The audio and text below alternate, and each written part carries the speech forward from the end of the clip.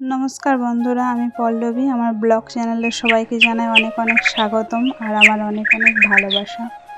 শুভ সকাল আমার প্রিয় বন্ধুরা। আশা করি যে যেখানে আছে ভালো আছে এবং সুস্থ আছে। দেখো, এখানে সকালেই আমরা মেয়েকে স্কুলে দিতে আসছিলাম। এখন অনেকটাই সকাল। ওখানে দেখেছো কোনো দোকানপাতি এগুলো এখনও খুলেনি। মেয়েকে স্কুলে দিয়ে আমরা আসছিলাম একটু বাজারের দিকে। আর দেখো, এখন বাজার থেকেও বাড়ি ফিরে গেছি। বাজারে নেওয়া হয়েছে মাছ, নেওয়া হয়েছে। আর মাছটা দেখছো কি সুন্দর লাগছে দেখতে, খুব ফ্রেশ। অনেকটাই সকালে বাজারে যাওয়া হয়েছিল তো, ওই জন্য একদম জ্যান্ত মাছ পাওয়া গেছে। মাছটা খুব ফ্রেশ, খুব সুন্দর। আর এদিকে দেখো, সকালে উঠেই মেয়েকে রেডি করে স্কুলে দিতে গেছিলাম। আর ওখানে বাড়ি ঘর পরিষ্কার টরিষ্কার কিছুই করা হয়নি। আর আজকে একটু বাইরে যাওয়ার আছে। একজনের নার্সিংহোমে মেয়ে হয়েছে, তাকেই আমরা দেখতে যাব আর কি। তো তারা নার্সিংহোমে অ্যাডমিট আছে। আর এদিকে মেয়েকে স্কুলে দিয়ে এসে আসার সময় সবজি আর মাছ করে নিয়ে আসা হয়েছে। আর এসে এখানে আমি ঘর টর ঝাঁট দেওয়া মুছা এগুলো সেরে নিয়েছি, নিয়ে এদিকে চলে আসছি রান্না করতে। এখানে দেখো সবজি টবজি কাটা হয়ে গেছে আর মশলাটাও বাটা হয়ে গেছে। সমস্ত কিছু রান্নার জন্য রেডি হয়ে গেছে। আর দেখেছো মাছগুলোও ভাজা হয়ে গেছে।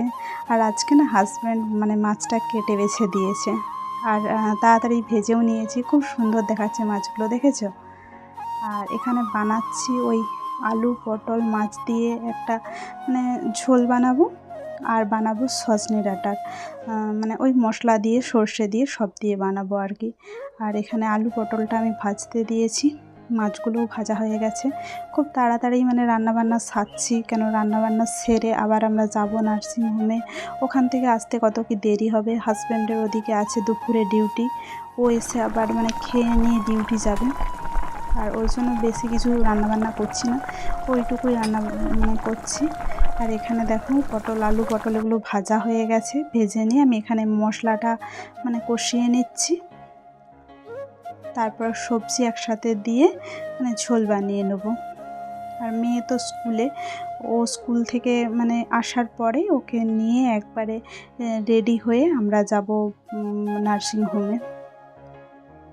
পুরো ভিডিওটা তোমরা দেখতে থাকো, আশা করি তোমাদের অনেক ভালো লাগবে। আর হাজব্যান্ডের খাওয়া হয়ে গেছে।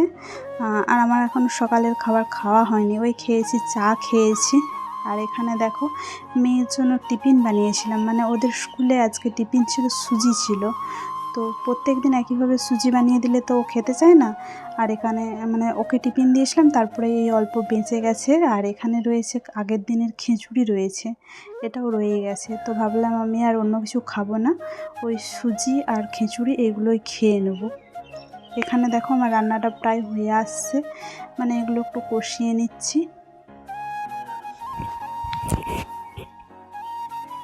পুরো রান্নাটা অনেক তাড়াহুড়োতে করছি। যত তাড়াতাড়ি চাইছি, নার্সিংহোমে তো টাইমের ব্যাপার আছে, খুব দেরি হয়ে গেলে আমাদেরকে যেতে দেবে না। তারপরে আবার নিতে হবে ওই পুচকুটার জন্য কিছু নিতে হবে, শুধু তো আমরা যেতে পারবো না। তো তাড়াহুড়ো করেই সমস্ত কিছু করে নিচ্ছি।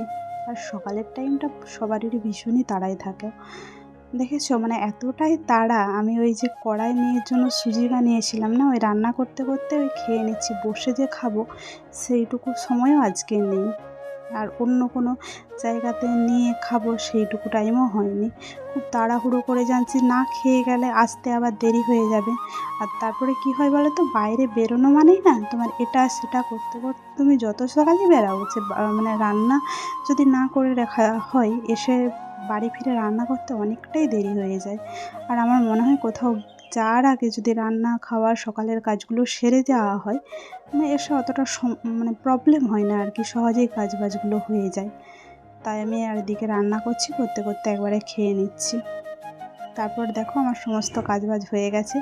আর হাজব্যান্ড মেয়েকে নিয়ে চলে আসছে, আমি আর গেলাম না। আমি এদিকে রেডি হলাম, হয়ে দেখছো মেয়েকেও রেডি করে দিলাম স্কুলের ড্রেস ট্রেস সারিয়ে।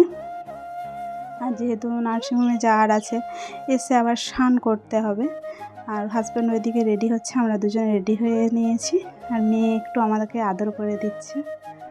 আর এখানে দেখো আমাদের বাড়িতে না এই ঝাড়বাতিটা আছে, তোমরা বুঝতে পারছো কি না জানি না, এখানে একটা পাখি বাসা করেছে। ওরা ডিম দিয়েছে, তো বাচ্চা ফুটবে, পাখিগুলো আসা যাওয়া করছে। আমার ভিডিও এতক্ষণ পর্যন্ত যারা যারা দেখলে তাদের জানাই অনেক অনেক ধন্যবাদ। আর আমার ভিডিও যদি তোমাদের ভালো লেগে থাকে একটু লাইক আর সাবস্ক্রাইব করে দিও, একটু কমেন্ট করে জানিও তোমাদের কেমন লাগলো। এই দেখো পাখিটা চলে আসছে, খুব ভালো লাগে, বাড়িতে এই পাখিটা থাকে, খুব সুন্দর ডাকাডাকি করে, আর মেয়েও শুধুই পাখিটাকে দেখতে থাকে।